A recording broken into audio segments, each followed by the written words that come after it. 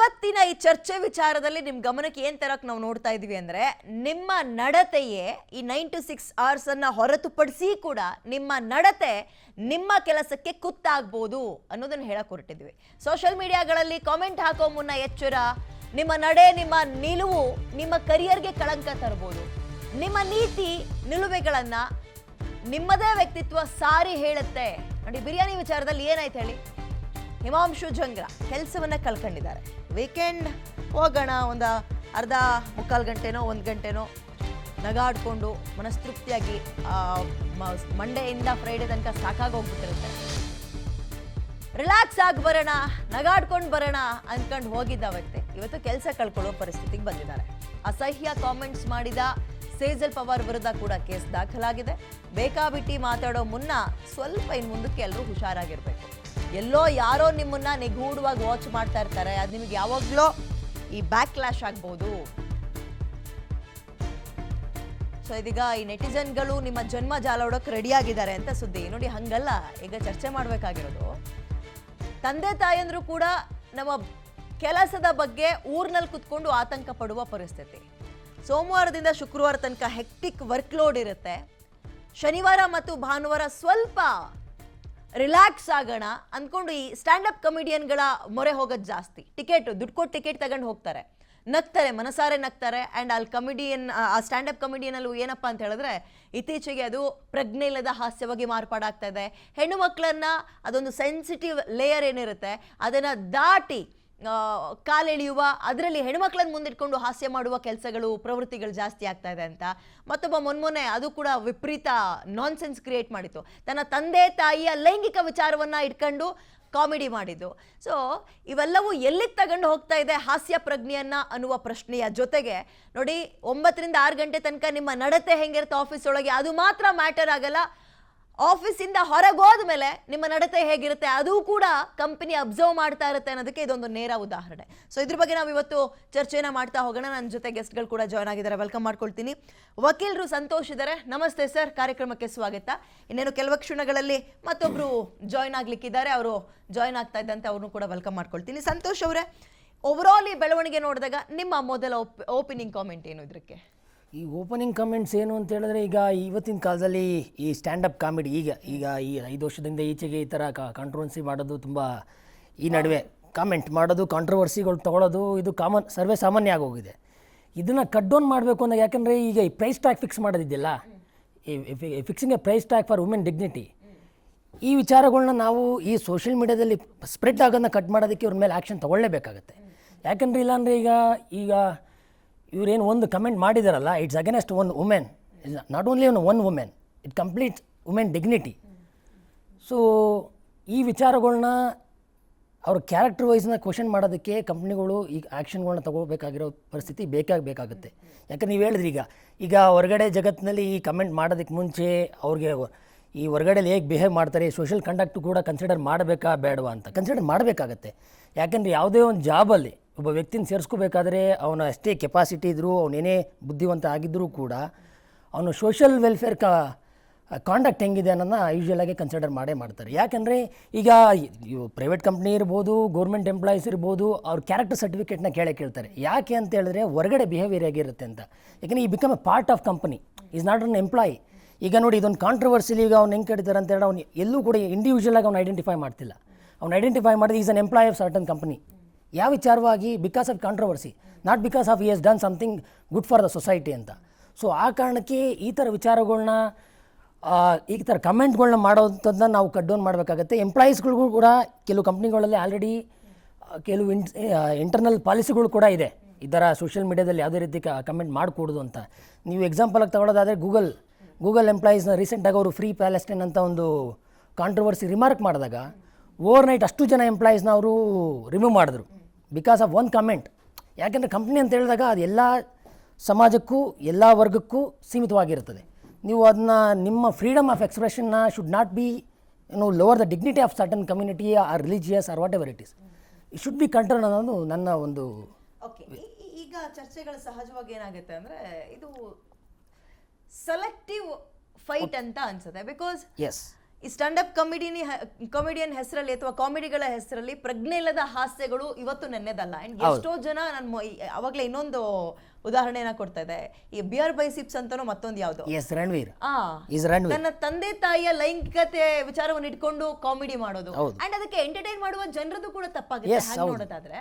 So ಇದು selective target ಏನ್ ಅನ್ಸುತ್ತೆ ನಿಮ್ಗೆ? ಅಲ್ಲ, ಸೆಲೆಕ್ಟಿವ್ ಟಾರ್ಗೆಟ್ ಅನ್ನೋದಕ್ಕಿಂತ ಈಗ ನೋಡಿ ಈ ವಿಚಾರವಾಗಿ ಏನಾಗಿದೆ ಅವ್ರಿಗೆ ಈಗ ಒಂದು ಈಗ ಇವತ್ತಿನ ಡಿಜಿಟಲ್ ಏರಾದಲ್ಲಿ ಹೆಂಗಾಗೋಗಿದೆ ಅಂತ ಹೇಳಿದ್ರೆ ಅವ್ರಿಗೆ ಲೈಕ್ಸು ಕಮೆಂಟ್ಸು ಈ ವ್ಯೂಸ್ ಬರಬೇಕು. ನೀವು ನಾರ್ಮಲ್ಲಾಗೆ ಜೋಕ್ಸ್ ಮಾಡಿದ್ರೆ ಆ ಕಾಲ ಹೋಯ್ತು. ಈಗ ಏನೋ ಒಂದು ಕಾಂಟ್ರವರ್ಸಿಯಲ್ ರಿಮಾರ್ಕ್ಸ್ ಕೊಟ್ಟರೆ ಓವರ್ ನೈಟ್ ಸ್ಪ್ರೆಡ್ ಆಗುತ್ತೆ. ಇಟ್ಸ್ ಲೈಕ್ ವೈಲ್ಡ್ ಫೈರ್ ಇದ್ದಂಗೆ.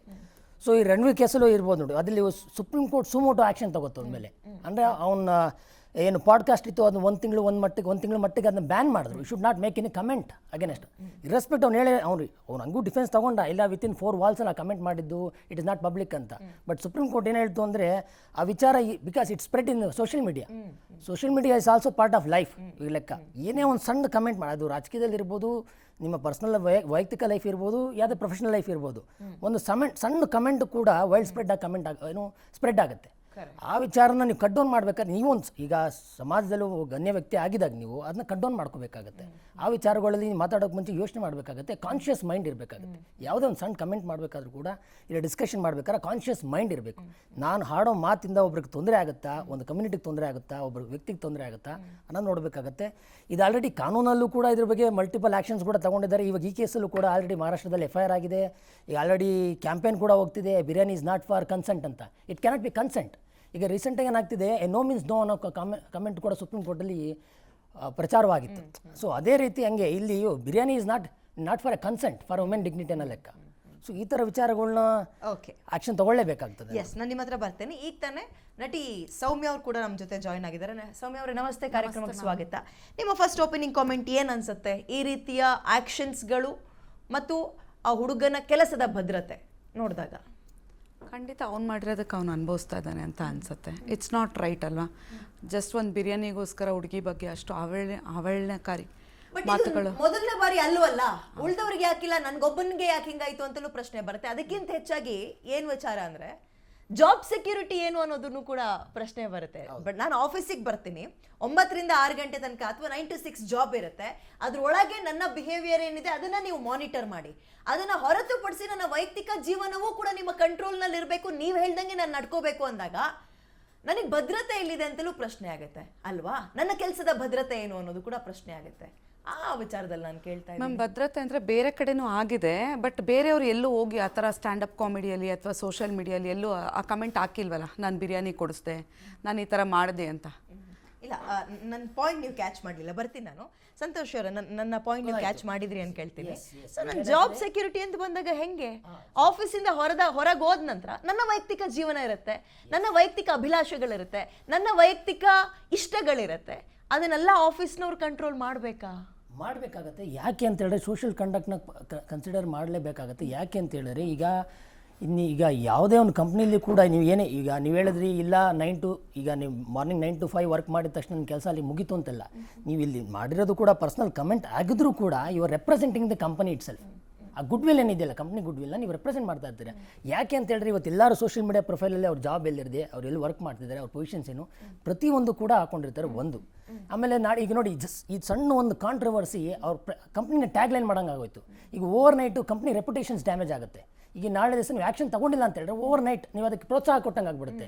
ಈಗ ಇದೇ ರೀಸೆಂಟಾಗಿ ಈ ಕೋಲ್ಡ್ ಪ್ಲೇ ಕನ್ಸರ್ಟಲ್ಲೂ ಕೂಡ ಅಷ್ಟೇ, ಈ CEO ಪ್ಲಸ್ HR ಮುಂದೆ ಅಫೇರ್ ಇತ್ತು ಅಂತೇಳಿ ಒಂದು ಓವರ್ ನೈಟ್ ಅದನ್ನ ಟರ್ಮಿನೇಟ್ ಮಾಡಿದ್ರು. ಯಾವ ಪರ್ಪಸ್ಗೋಸ್ಕರ ಮಾಡೋರು ಅಂತ ಹೇಳಿದ್ರೆ ಈಗ ಟಾಕ್ಸಿಕ್ ಕಲ್ಚರ್ ಅನ್ನೋದು ಇರುತ್ತೆ. ಎಲ್ಲರೂ ಮೈಂಡ್ ಸೆಟ್ಟಲ್ಲಿ ಏನೋ ಒಂದು ಆಫೀಸಲ್ಲಿ ಆದರೆ ಈಗ ಟಾಕ್ಸಿಕ್ ರಿಲೇಷನ್ಶಿಪ್ ಅನ್ನೋದು ಪ್ರೋತ್ಸಾಹ ಕೊಡ್ತಾರೆ ಅನ್ನೋ ಕಮೆಂಟ್ ಬರುತ್ತೆ ಅನ್ನೋ ಒಂದೇ ಒಂದು ಕಾರಣಕ್ಕೋಸ್ಕರ though is a CEO, is not an employee, is a CEO ಆಗಿದ್ರು ಕೂಡ ಅವನು ಓವರ್ ನೈಟ್ ಅವನ್ನ ರಿಸೈನ್ ಮಾಡೋ ಪರಿಸ್ಥಿತಿ ಬಂತು.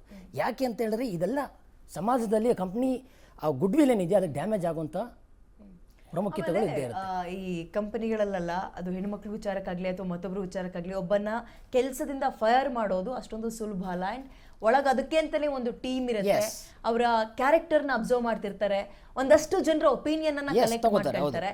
ಅದನ್ನ ನಾನು ಅಬ್ಸರ್ವ್ ಮಾಡಿದಾಗ ಕೇಳ್ಪಟ್ಟಿದ್ದು, ಒಬ್ಬನೇ ಒಬ್ಬ ಹೆಣ್ಮಗಳು ಕೂಡ ಆತನ ವಿರುದ್ಧ ಈತ ನಮ್ಮ ಜೊತೆ ಹಿಂಗ್ ನಡ್ಕೊಂಡಿದ್ದ, ಹೆಣ್ಮಕ್ಳು ವಿಚಾರದಲ್ಲಿ ಹಿಂಗಂದ, ಮುಜುಗರ ತರೋ ಪರಿಸ್ಥಿತಿಯನ್ನ ಒಂದು ಕ್ರಿಯೇಟ್ ಮಾಡಿದ್ದ ಅಂತ ಒಬ್ಬ ಹೆಣ್ಮಗಳು ಕೂಡ ಕಾಮೆಂಟ್ ಹಾಕಿರ್ಲಿಲ್ಲ. ಅಂದ್ರೆ ತನ್ನದೇನೋ ವೀಕೆಂಡ್ ನಲ್ಲಿ ಮೋಜು ಮಸ್ತಿ ಮಾಡಕ್ ಹೋಗಿ ಮೈ ಮರೆತಂತಹ ಒಂದು ಸ್ಟೇಟ್ಮೆಂಟ್ ಏನಿದೆ ಅವ್ನ ಕೆಲ್ಸಕ್ಕೆ ಕೂತು ತಂತು ಅಂತ. 100% ಏನಾಗುತ್ತೆ, ಇಷ್ಟು ದಿವಸ ವ್ಯಕ್ತಿತ್ವ ಬೇರೆ ಇರುತ್ತೆ.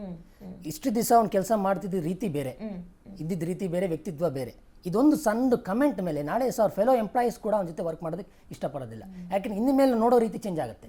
ಯಾಕಂದ್ರೆ ಆ 370 ರೂಪೀಸ್ ಅವನು ಕೋಟ್ ಮಾಡಿದ್ದಿಲ್ಲ, ಪ್ರೈಸ್ ಟ್ಯಾಗ್ ಕೋಟ್ ಮಾಡಿದ್ದಿಲ್ಲ ವುಮೆನ್ ಡಿಗ್ನಿಟಿಗೋಸ್ಕರ. ಸೊ ಇನ್ಮೇಲೆ ಅವ್ರು ನೋಡೋ ರೀತಿ ಕೂಡ ಚೇಂಜ್ ಆಗಿಬಿಡುತ್ತೆ. ಯಾಕೆ ಅಂತ ಹೇಳಿದ್ರೆ, ಈಗ ಯಾವುದೇ ಒಂದು ಎಂಪ್ಲಾಯಿನ ನೀವು ಸೇರಿಸ್ಕೋಬೇಕಾದ್ರೂ ಕೂಡ, ಅದು ಹೊಸದಾಗಿ ಇರ್ಬೋದು ಇಲ್ಲ ಇನ್ನೊಂದು ಕಂಪ್ನಿ ತಗೋಬೇಕಾದ್ರೂ ಕೂಡ ಅವ್ನ ಕ್ಯಾರೆಕ್ಟರ್ ಚೆಕ್ ಮಾಡ್ತೀರಾ. ಅಂದರೆ ಅವನು ಬ್ಯಾಕ್ಗ್ರೌಂಡ್ ವೆರಿಫಿಕೇಶನ್ ಮಾಡ್ತೀರಿ. ಯಾಕೆ ಅಂದರೆ ಹೆಂಗೆ ಬಿಹೇವ್ ಮಾಡ್ತಾರೆ ವ್ಯಕ್ತಿ. Behaviour is most important. ಯಾಕಂದರೆ ನಾಳೆ ಸಹ ನಿಮ್ಮ ಕಸ್ಟಮರ್ಸ್ನ ಒಂದು ಕಡೆ ಇಂಟ್ರೆಸ್ಟ್ ಮಾಡಿರ್ತೀರ. ನಾಳೆ ಸಹ ಕಸ್ಟಮರ್ ಅವ್ನು ಈಗ ನಾವು ಓವರ್ ನೈಟ್ ಇದೊಂದು ಕಾಂಟ್ರವರ್ಸಿಯಿಂದ ನಾಳೆ ಸಹ ಕಸ್ಟಮರ್ ಕೂಡ ಯಾರನ್ನಾದ್ರೂ ಎಂಪ್ಲಾಯಿನ ತಗೊಳ್ಬೇಕಾದ್ರೆ ನನ್ನ ಕಂಪನಿಗೆ ಈತ ಯಾವ ರೀತಿಯಾಗಿ ಅನುಕೂಲ Yes, ಮಾಡ್ಕೊಡ್ತಾನೆ, 100%. ನನ್ನ ಬಿಸ್ನೆಸ್ ಪಾರ್ಟ್ನರ್ಗೆ ಈತನ ಒತ್ತು ಎಷ್ಟಿರುತ್ತೆ, ಸಪೋರ್ಟ್ ಎಷ್ಟಿರುತ್ತೆ, ಇದನ್ನ ಕನ್ಸಿಡರ್ ಮಾಡುತ್ತಾ ಬಿಹೇವಿಯರ್ ಕೂಡ ಮ್ಯಾಟರ್ ಆಗುತ್ತೆ. ಎಸ್, ಬಿಹೇವಿಯರ್ ಕೂಡ ಮ್ಯಾಟರ್ ಆಗುತ್ತೆ. Behaviour is most important thing for every employees. ಯಾಕಂದರೆ ನೀವು ಕಸ್ಟಮರ್ ಜೊತೆ ಇರ್ಬೋದು, ನಿಮ್ಮ ಫೆಲೋ ಎಂಪ್ಲಾಯೀಸ್ ಜೊತೆ ಇರ್ಬೋದು, ನಿಮ್ಮ ಬಾಸ್ ಜೊತೆ ಇರ್ಬೋದು, ಹೇಗೆ ಬಿಹೇವ್ ಮಾಡ್ತೀರಾ ಅನ್ನೋದು ಕೂಡ ತೋರಿಸುತ್ತೆ. ಆಮೇಲೆ ಈ ಥರ ಕಮೆಂಟ್ಸ್ ಮಾಡಿದಾಗ ಅವ್ರ ಮೈಂಡ್ ಸೆಟ್ ತೋರಿಸುತ್ತೆ. ಈಗ ಮೇಲ್ನೋಟಕ್ಕೆ ಅವ್ರು ಎಷ್ಟೇ ವ್ಯಕ್ತಿ ಒಳ್ಳೆಯವನಿದ್ದರೂ ಕೂಡ, ಏನೇ ಪೊಟೆನ್ಷಿಯಲ್ ಇದ್ದರೂ ಕೂಡ, ಅವ್ನು ಕ್ಯಾರೆಕ್ಟರ್ ಸರಿ ಇಲ್ಲ ಅಂತ ಹೇಳಿದಾಗ ವ್ಯಕ್ತಿನ ಇಟ್ಕೊಂಡು ನೀವು ಯಾವುದೇ ರೀತಿ ಬೆನಿಫಿಟ್ ತೊಗೊಳಕ್ಕಾಗೋದಿಲ್ಲ ಕಂಪ್ನಿಯಲ್ಲಿ. ಒಂದು ಸಣ್ಣ comment is for enough to drawback your company itself overnight. ಈಗ ನೋಡಿ, ಈಗ ಆ ಕಂಪ್ನಿಗೆ overnight comments tag line ಮಾಡಿ ಕಮೆಂಟ್ ಮಾಡ್ತಿದ್ದಾರೆ. ರಿವ್ಯೂಸ್ ಆಲ್ರೆಡಿ ರೆಡ್ಯೂಸ್ ಆಗಿದೆ ಕಂಪ್ನಿದು. ಸೊ ಇದು ರೆಪ್ಯುಟೇಷನ್ಗೆ ಕಂಪನಿ ಮೇಲೆ 100%.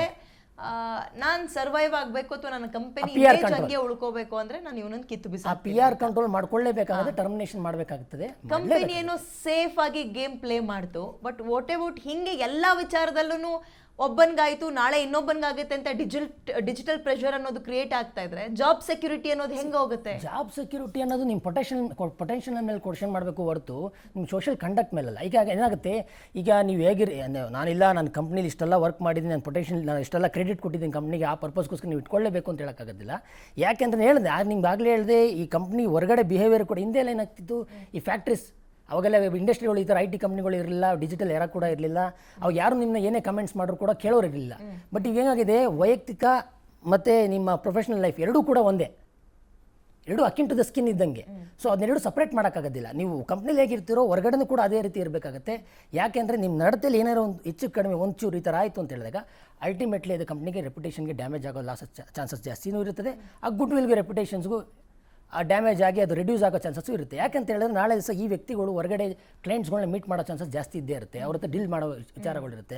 ಈಗ ಈ ವ್ಯಕ್ತಿ ಫೋಟೋ ಎಲ್ಲ ಕಡೆ ಪ್ರಚಾರ ಆಗಿದೆ, ಈ ವ್ಯಕ್ತಿ ಯಾವ ಥರ ಅನ್ನೋದು ಕೂಡ ಗೊತ್ತಾಗೋಗಿದೆ. ಈ ಥರ ಇದ್ದಾಗ ನಾಳೆ ದಿವಸ ಯಾವ ಕ್ಲೈಂಟ್ ನಿಮ್ಮ ಹತ್ರ ಬರ್ತಾರೆ? ಕಾಮಿಡಿಗೆ ಎಂಟರ್ಟೈನ್ ಮಾಡಿದಂತಹ ವ್ಯೂವರ್ಸ್ ಬಗ್ಗೆ ಏನು ಹೇಳ್ತೀರಿ? ಬರ್ತೀನಿ ನಾನು ನಿಮ್ಮ ಹತ್ರ, ಬರ್ತೀನಿ ಅದ್ರ ಬಗ್ಗೆ. ಸೌಮ್ಯ ಅವರೇ, ಒಬ್ಬ ಹೆಣ್ಣು ಮಗಳನ್ನ ಮುಂದಿಟ್ಕೊಂಡು ಈ ಅಶ್ಲೀಲ ಕಾಮೆಂಟ್ ಮಾಡಿದ್ದಕ್ಕೆ ಆತನಿಗೆ ಇದು ತಕ್ಕ ಶಾಸ್ತಿ ಅಂತೀರಾ ನೀವು? ಖಂಡಿತ. ಓಕೆ, ಏನು ಎಕ್ಸ್ಪ್ಲೈನ್ ಮಾಡ್ಲಿಕ್ಕೆ ಇಷ್ಟಪಡ್ತೀರಿ? ಹಂಗೆ ನೋಡೋದಾದ್ರೆ ಮತ್ತೊಬ್ಬ MBBS ಓದ್ತಾ ಇದ್ದಿದ್ದ ಡಾಕ್ಟರ್ ಕಥೆನೂ ನೀವು ಕೇಳಿದ್ರಿ ಅಂತ ಕೇಳ್ತೀನಿ.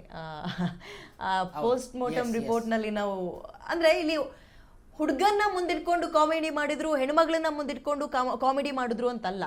ಹುಡುಗಾದ್ರೂ ಆಗಲಿ ಹುಡುಗಿಯಾದ್ರೂ ಆಗಲಿ ಈ ಅವ್ರನ್ನ ವಿಶ್ಲೇಷಣೆ ಮಾಡೋದ್ರಲ್ಲಿ ಯಾರು ಕೂಡ ಹೊರತಾಗಿಲ್ಲ.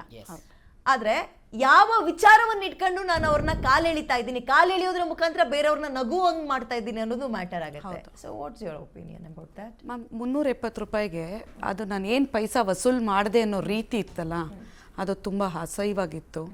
ಅದಕ್ಕೆ ಅವನು ಆ ರೀತಿ ಮಾತಾಡಬಾರ್ದಾಗಿತ್ತು. ಹಂಗೆ ನೋಡೋದಾದ್ರೆ ಇದು ಒಂದು 4 ಗೋಡೆಗಳ ನಡುವೆ ಒಂದು 10ರಿಂದ 20 ಜನರನ್ನ ಸೇರಿಸ್ಕೊಂಡು ಮಾಡಿದಂತಹ ಒಂದು ಕಾಮಿಡಿ ಶೋ ಅದು. ಇತ್ತೀಚಿನ ಸಿನಿಮಾಗಳನ್ನು ನೋಡ್ತಾ ಇದ್ದೀರಿ, ಬೇಡ ನಮ್ಮ ಕನ್ನಡ ಸಿನಿಮಾಗಳನ್ನೇ ತಗೊಳ್ಳಿ. ಮಾತೆತ್ತಿದ್ರೆ ಡಬಲ್ ಮೀನಿಂಗ್, ಮಾತೆತ್ತಿದ್ರೆ ಟ್ರಿಬಲ್ ಮೀನಿಂಗ್, ಇತ್ತೀಚೆಗೆ ಒಂದು ವೈರಲ್ ಆದಂತಹ ಹಾಡಾಗಿರ್ಬೋದು. ಹಂಗಂದ್ರೆ ಇವ್ರಗಳ ಮೇಲೆ ಯಾಕೆ ನೀವು ಯಾವುದೇ ರೀತಿಯ ಕ್ರಮ ತಗೊಳ್ಳಲ್ಲ? ಬಿಗ್ ಸ್ಕ್ರೀನ್ಗಳಲ್ಲಿ ಕಾಣಿಸ್ಕೊಳ್ತಾರೆ, ಕೋಟ್ಯಾಂತರ ರೂಪಾಯಿ ಇನ್ವೆಸ್ಟ್ ಮಾಡಿರ್ತಾರೆ, 100-200 ರೂಪಾಯಿ ಟಿಕೆಟ್ ಕೊಟ್ಟು ಒಳಗೋಗಿ ನೋಡುವಂತಹ ಇಂಥವ್ರ ಮೇಲೆ ಯಾಕೆ ಕ್ರಮ ಅಂತ ಕೇಳ್ತಾರೆ. ಅವಾಗ ಅಲ್ಲೂ ಕೂಡ ಹೆಣ್ಮಕ್ಳನ್ನು ತುಂಬಾ ತುಚ್ಛವಾಗಿ ತೋರಿಸಿದ್ದಾರೆ. ಹೌದು, ಅದ್ರ ಬಗ್ಗೆನೂ ಮಾತಾಡಿದ್ದೀವಲ್ಲ ಮ್ಯಾಮ್. ಆ ಹಾಡು ಬ್ಯಾನ್ ಆಯ್ತಲ್ಲ, ಹಾಡು ಎಲ್ಲೂ ಪ್ಲೇ ಆಗೇ ಇಲ್ವಲ್ಲ. ಅಲ್ಲ, ಇದೊಂದು ಹಾಡಿನ ಬಗ್ಗೆ ನಾನು ಹೇಳ್ತಿಲ್ಲ. ಸಿನಿಮಾಗಳಲ್ಲಿ ಇತ್ತೀಚೆಗೆ ಹೆಣ್ಮಕ್ಳನ್ನಾಗ್ಲಿ ಅಥವಾ ಕಾಮಿಡಿ ಅನ್ನೋ ಹಾಸ್ಯ ಅನ್ನೋ ಹೆಸರಲ್ಲಿ ಕೊಳಕು ಹಾಸ್ಯ ಮಾಡೋದು, ಅಪಹಾಸ್ಯ ಮಾಡೋದು, ಅಸಹ್ಯವಾಗಿ ಹಾಸ್ಯ ಮಾಡೋದು. ಸೊ ಇದನ್ನ ಟಾರ್ಗೆಟ್ ಮಾಡಿದೆ. ಎಲ್ಲೋ ಅಪರೂಪಕ್ಕೆ ಒಂದೊಂದು ಇಂಥ ಕೇಸ್ಗಳನ್ನಾದಾಗ ಇದು ಗುಬ್ಬಿ ಮೇಲೆ ಬ್ರಹ್ಮಾಸ್ತ್ರ ಅನ್ಸಲ್ವಾ ಅಂತ ನನ್ನ ಅಭಿಪ್ರಾಯ. ಸಾಮಾನ್ಯವಾಗಿ ಅನಿಸುತ್ತೆ, ಹೌದು ನಿಜ. ಯಾಕಂದರೆ ಈಗ ಸೋಷಿಯಲ್ ಮೀಡಿಯಾದೆಲ್ಲ ಡಿಸ್ಕ್ರಿಮಿನೇಷನ್ಸ್ ಅದೇ ಡಿಸ್ಕಷನ್ ಆಗ್ತಾ ಇರೋದು ಅದೊಂದೇ ವಿಚಾರಕ್ಕೆ. ಹುಡುಗನ ಮೇಲೆ ಕಮೆಂಟ್ ಆಗಿದ್ದಕ್ಕೆ ಅವ್ನು ಟರ್ಮಿನೇಟ್ ಮಾಡಿದ್ರೆ, ಆ ಹುಡುಗಿ ಮಾಡೋದಕ್ಕೆ ಸಸ್ಪೆನ್ಷನ್ ಇಟ್ಟಿದ್ದಾರೆ, ಮತ್ತೆ ಅವಳನ್ನ ರೀಜನ್ ಮಾಡ್ತಾರೆ. ಹುಡುಗನ ಕೆಲಸ ಏನಾಗ್ತಂತ ಸಮ್ಟೈಮ್ಸ್ ಡಿಸ್ಕ್ರಿಮಿನೇಟ್ ಆಗಬಾರ್ದು, ಯಾಕಂದರೆ ಎಲ್ಲರಿಗೂ ಈಕ್ವಲೆಂಟ್ ಆಗಿ ಪನಿಷ್ಮೆಂಟ್ ತೊಗೊಳ್ಬೇಕಾಗುತ್ತೆ. ಯಾಕಂದರೆ ಈಗ ಲೆಕ್ಕ ಅದೇ ಡಿಸ್ಕಷನ್ ಆಗ್ತದೆ. ಹುಡುಗ ಆಗಿದ್ದು ಒಂದೇ ಒಂದು ಕಾರಣಕ್ಕೋಸ್ಕರ ಅವ್ನು ಟರ್ಮಿನೇಟ್ ಮಾಡಿದ್ರೆ ಬಂದಾಗ ಹುಡುಗ ಹುಡುಗಿ ಬೇರೆ ಬೇರೆ ಇಲ್ಲ. ಆತನಿಗೂ ಗೌರವ ಇರುತ್ತೆ, ಆತನಿಗೂ ಕ್ಯಾರೆಕ್ಟರ್ ಅನ್ನೋದಿರುತ್ತೆ. ಬಟ್ ನೀನ್ ಯಾವ ಲೈನ್ ಇಟ್ಕೊಂಡು ಆತನನ್ನ ತೇಜೋವಧೆ ಮಾಡೋದ್ರ ಮುಖಾಂತರ ಬೇರೆಯವ್ರನ್ನ ನಗಿಸ್ತಾ ಇದೆಯಾ ಅದನ್ನ ಅಬ್ಸರ್ವ್ ಮಾಡ್ಬೇಕು. ಅದು ಹುಡುಗ ಆಗ್ಲಿ ಹುಡುಗಿ ಆಗ್ಲಿ, ಹೌದು, ಆ ವಿಚಾರ ಅಂತ. ಬಟ್ ಓಕೆ, ಈಗ ನೋಡಿ IT ಸಿಟಿ ಅಂತ ಕರಿತೀವಿ ಬೆಂಗಳೂರಿನಲ್ಲಿ. ಲಕ್ಷಾಂತರ ಜನ IT ಉದ್ಯೋಗಿಗಳಿದ್ದಾರೆ. ಸೋಮವಾರದಿಂದ ಶುಕ್ರವಾರ ತನಕ ತಲೆ ಭಾರ ಮಾಡ್ಕೊಂಡು ದುಡ್ದಿರ್ತಾರೆ. ವೀಕೆಂಡ್ಗಳಲ್ಲಿ ಹೋಗಿ ಏನೋ ಮೋಜು ಮಸ್ತಿ ಮಾಡ್ತೀವಪ್ಪ. ಆ್ಯಂಡ್ ಇತ್ತೀಚೆಗೆ ಕಾಮಿಡಿ ಅನ್ನೋದು ಹೆಂಗಾಗಿದೆ, ನಾನು ಏನು ಹೇಳ್ತೀನೋ ಹಾಸ್ಯವನ್ನ ಪ್ರಜ್ಞೆ ಇಟ್ಕೊಂಡು ಮಾಡಿದ್ರೆ ಯಾರು ನಗಾಡಲ್ಲ.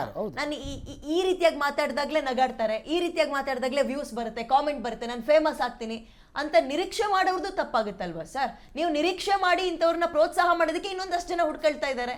ಆ ನಿರೀಕ್ಷೆ ಇರ್ಬೋದು, ಇಲ್ಲ ಅಂತಿಲ್ಲ. ಬಟ್ ನಿರೀಕ್ಷೆ ಅದಕ್ಕೇನಾಗುತ್ತೆ, ಈಗ ಜನ ಇಂಥ ಪ್ರೋಗ್ರಾಮ್ ಮಾಡಿದಾಗಲೇ ಆ ನಿರೀಕ್ಷೆಗಳು ಜಾಸ್ತಿ ಆಗ್ತಾ ಹೋಗ್ತಾ ಇರುತ್ತೆ.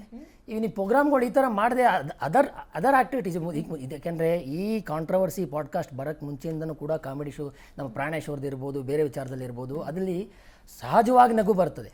ಇಲ್ಲಿ ಏನು ನೀವು ನಗು ಬರುತ್ತಲ್ಲ, ಇನ್ನೊಬ್ಬರನ್ನ ಡಿಗ್ನಿಟಿನ ಲೋವರ್ ಗೈಡ್ ಮಾಡಿ ನೀವು ಅವ್ರ ಮೇಲೆ ಕಮೆಂಟ್, ರಿಲಿಜಿಯಸ್ ಎಷ್ಟು ಸತಿ ಮಾಡಿ ಕಮೆಂಟ್ಗಳು ಮಾಡಿ, ಇದೇ ಪಾಡ್ಕಾಸ್ಟಲ್ಲಿ ಕೇಸ್ಗಳಾಗಿದೆ, ಅದ್ರ ಬಗ್ಗೆ ಕಮೆಂಟ್ ಮಾಡಿಕೊಡ್ದು ಅಂತಲೂ ಆಗಿದೆ. ಇದೊಂದೇ ವಿಚಾರದಲ್ಲ, ಬೇರೆ ಅದರ್ ವಿಚಾರಗಳಲ್ಲೂ ಕೂಡ ಇದ್ದಾರೆ. ಈ ಥರ ನಾವು ಯಾಕಂದರೆ ಇನ್ನು ನಾವು ಎಂಟರ್ಟೈನ್ ಮಾಡಬಾರ್ದಾಗುತ್ತೆ. ಯಾಕಂದರೆ ಆ್ಯಸ್ ಎ ಪಬ್ಲಿಕ್ ಆಗಿ ನಮಗೇನಾಗುತ್ತೆ, ಅದು ಬೇಸಿಕಲಿ ವಿ ಆರ್ ಇಂಡಿಯನ್ಸ್ ಇದ್ದಾಗ ಹೆಣ್ಣನ್ನ, ಈ ದೇಶದ ಭಾಷೆನ ಮತ್ತು ರಿಲಿಜಿಯನ್ಸ್ನ ಪೂಜೆ ಮಾಡೋ ವ್ಯವಸ್ಥೆ ನಾವು ಇದ್ದಾಗ ಈ ಥರ ಕಮೆಂಟ್ಸ್ಗಳನ್ನ ನಾವು ಎಂಟರ್ಟೈನ್ ಮಾಡೋದು ತಪ್ಪು ಕೂಡ ಆಗುತ್ತೆ. ಯಾಕಂದರೆ ಅಲ್ಲಿ ನೀವು ನೋಡ್ಬೋದು, ಅಲ್ಲಿ ಹೆಣ್ಮಕ್ಳು ಕೂಡ ಇದ್ದರು, ಗಂಡು ಮಕ್ಕಳು ಕೂಡ ಇದ್ದರು.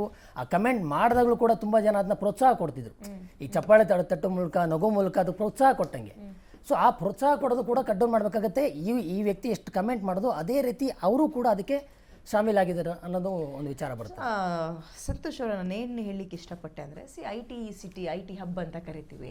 ಹಿಂಗೆ ನೀವು ಎಲ್ಲ ವಿಚಾರದಲ್ಲೂ ನೀನು ಹಿಂಗೆ ಇರಬೇಕು ಸ್ಟ್ರಿಕ್ಟ್ ಆಗಿರಬೇಕು ಅಂತ ಹೇಳ್ತಾ ಬರೋರ್ನೆಲ್ಲ ನೀನು ಕೆಲಸದಿಂದ ತೆಗಿತಾ ಹೋದರೆ ಜಾಬ್ನ ಸೆಕ್ಯೂರಿಟಿ ಅಂದರೆ ಕೆಲಸದ ಭದ್ರತೆ ಯಾವ ಹಂತದಲ್ಲಿದೆ ನಮ್ಮಲ್ಲಿ ಅಂತಲೂ ಪ್ರಶ್ನೆ ಆಗುತ್ತೆ.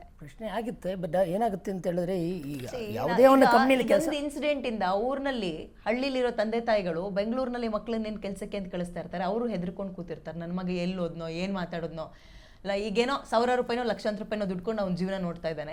ಇಂಥದ್ದು ಯಾವುದೋ ಒಂದು ಕಾಂಟ್ರವರ್ಸಿಗೆ ಸಿಗಾಕೊಂಡು ನನ್ನ ಮಗನ ಕೆಲಸ ಹೋಗ್ಬಿಟ್ರೆ ಅವ್ರು ಹೆದರ್ತಾರೆ. 100% ಅದಕ್ಕೆ ಆ ವಿಚಾರವಾಗಿಯೇ ಹಾಗಂತ ಈಗ ನಾವೇನು ಬೇಕಾದ್ರೂ ಕಮೆಂಟ್ ಮಾಡ್ತೀನಿ ನಮಗೆ ಜಾಬ್ ಸೆಕ್ಯೂರಿಟಿ ಕೊಡಬೇಕು ಅನ್ನೋದು ಆಗೋದಿಲ್ಲ.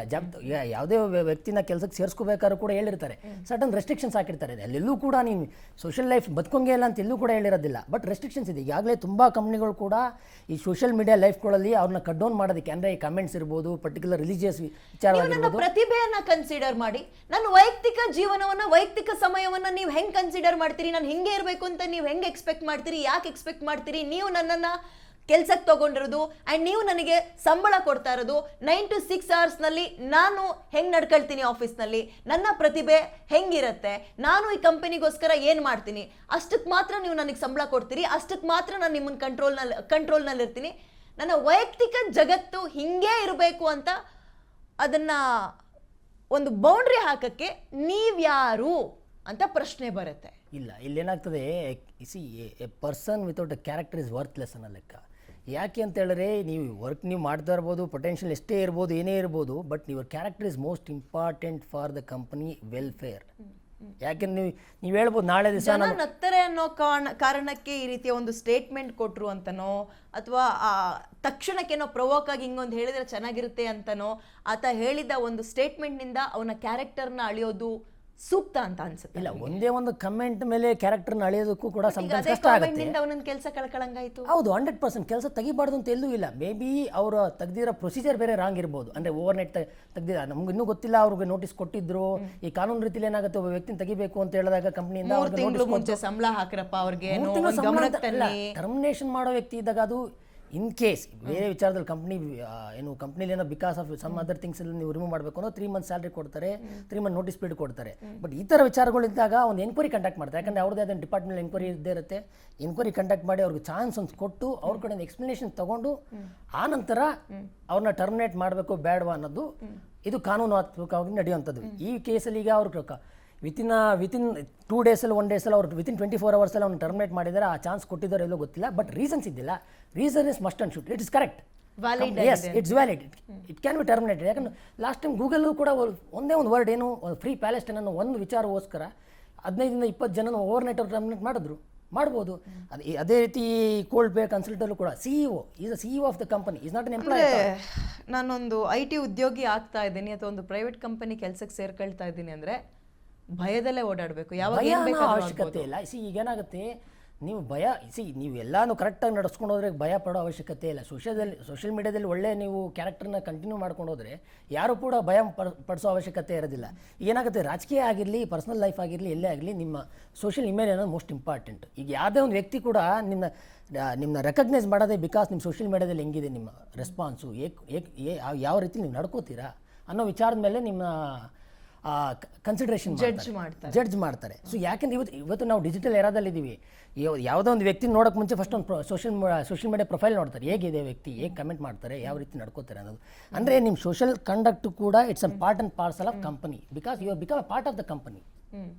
ಇವತ್ತು ಎಲ್ಲೇ ಹೋದ್ರೂ ಕೂಡ ನಾ ಇಂಥ ಕಂಪನಿ ಎಂಪ್ಲಾಯ್. ಈ ಒಂದು ನಿರ್ಧಾರದಿಂದ, ಈ ಒಂದು ಮೂಮೆಂಟ್ ಇಂದ ಉಳಿದಿರೋ ಯೂತ್ಸ್ ಅಥವಾ ಡಿಜಿಟಲಿ ಆಕ್ಟಿವ್ ಆಗಿರುವಂಥವ್ರು ಆ್ಯಂಡ್ IT ಕಂಪನಿಗಳಿಗೆ ಹೋಗುವಂಥವ್ರು ಕಲ್ತ್ಕೋಬೇಕಾಗಿರುವ ಪಾಠ ಅಂತ ಹೇಳಿದ್ರೆ ಅಲ್ಲ, ನಂಗಂತಲ್ಲ, ನೀವು ಕಂಪ್ನಿಲಿ ಇರಲಿ ಇಲ್ಲದೆ ಇರಲಿ, ಇಂಡಿವಿಜುವಲ್ ಆಗಿರಲಿ, ವಾಟ್ ಎವರ್ ಇಟ್ ಈಸ್, ಈ ದೇಶದ ಕಾನೂನು ಕೂಡ ಹಾಗೇ ಇದೆ.